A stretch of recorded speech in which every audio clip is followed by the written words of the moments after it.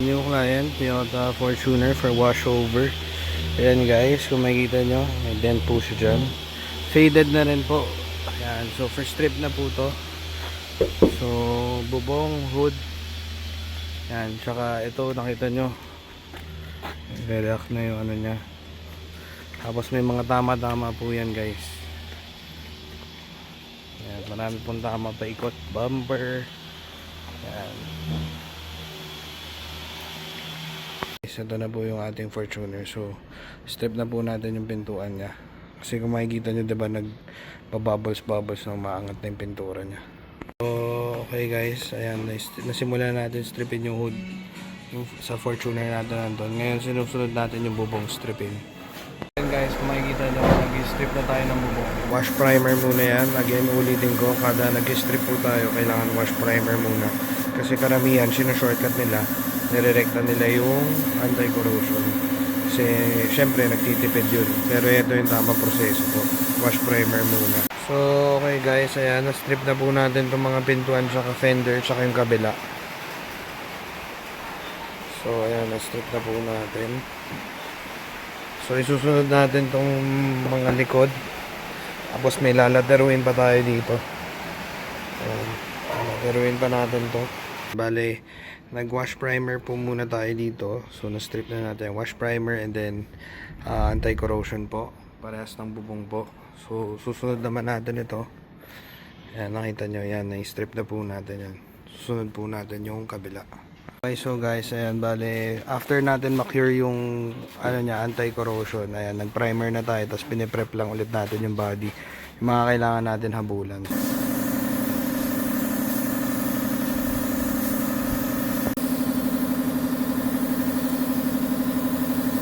Okay guys, sinimulan na po natin kalasin yung mga pinto. Bale ito, stripin pa natin to. Inunat lang muna natin kasi may tama siya dyan. So nilalatero pa natin yan. So ayan, kung makikita nyo, kinakalas na po natin yung mga pinto na yan. So after natin ma-primer, nililian na ulit natin tong pintuan ng Fortuner po natin. Ayan guys, kung makikita nyo. Yan, para latag na latag rin siya.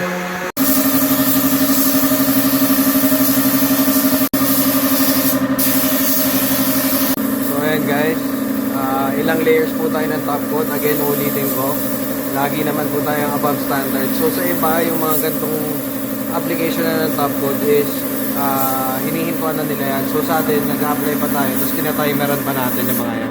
Guys, kung makikita nyo, binubuga natin yung mga kilikili, pati yung mga kilid. Pagka ganyan, additional po tayo dyan. Kasi syempre, dagdag materials. Kasi usually pag wash over, labas lang talaga. So guys, ito na po yung ating finished product. Ayan, makikita nyo, napakakintab, diba? Ayan.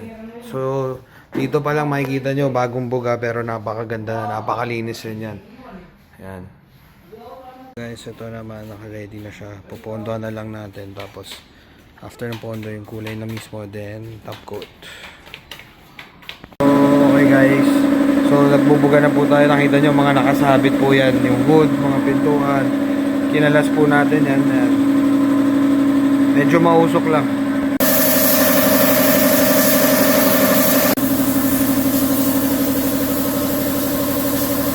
So guys, yan, kung makikita nyo, kalas-kalas po yan.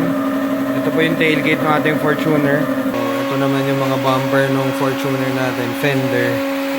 Yung pintuan. Mga nakasabit po yan para maganda yung pagkakabuga. Ultimo yung mga singit-singit niya ay talaga nabubugaan po yan.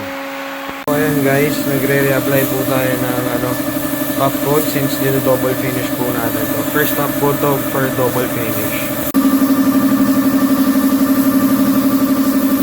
So ayun guys, so tapos na po natin siyang i-cure yung double finish.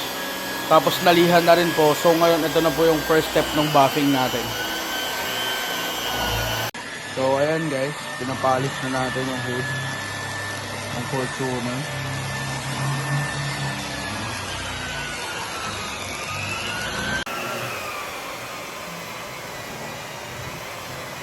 So ayan mga boss, kinakabit na namin yung mga tinanggal na fender, tapos na buff, tsaka na na rin. Nalagyan na rin natin ng rubber. Ayan. Kita nyo, ayan, binabalik na. So guys, ito na po yung Fortuner natin. So almost done na. Bale, ano na lang to, final buffing. Pero kung makikita nyo, napakakintab po. Napakaganda na itong Fortuner natin. Yan. So, napalitan na rin natin yung mga kailangan natin palitan. Palilinis na lang talaga to. So, pwede na natin i-release. Tignan nyo po yung kanyang pintura. Napakaganda. Napakakintab. And napakaganda ng latag. So, ayun ulit yung sinasabi ko. Usually, mga gantong mga color, nagkakaroon siya. Lalo na pagka yung pintura, hindi masyado marunong. So, kumbaga, nagkaka-aspe siya. Pero nakita nyo yung latag, napakaganda. So, ayun. Sa mga gusto rin mag-inquire, Banitech Auto Restoration lang po. Dito tayo sa May Nova.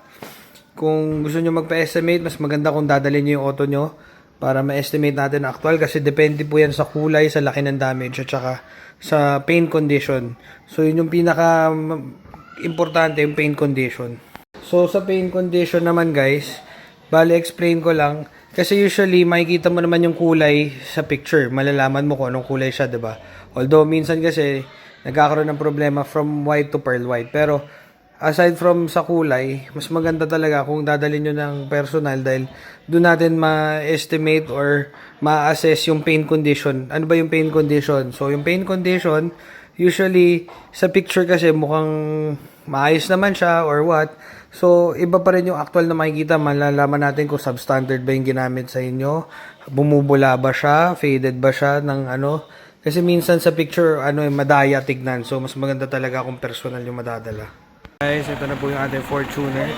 Kung makikita nyo, napakaganda po ng lapat ng pintura, kulay and everything. So guys, ayan, kukunin na po ni sir yung sasakyan niya.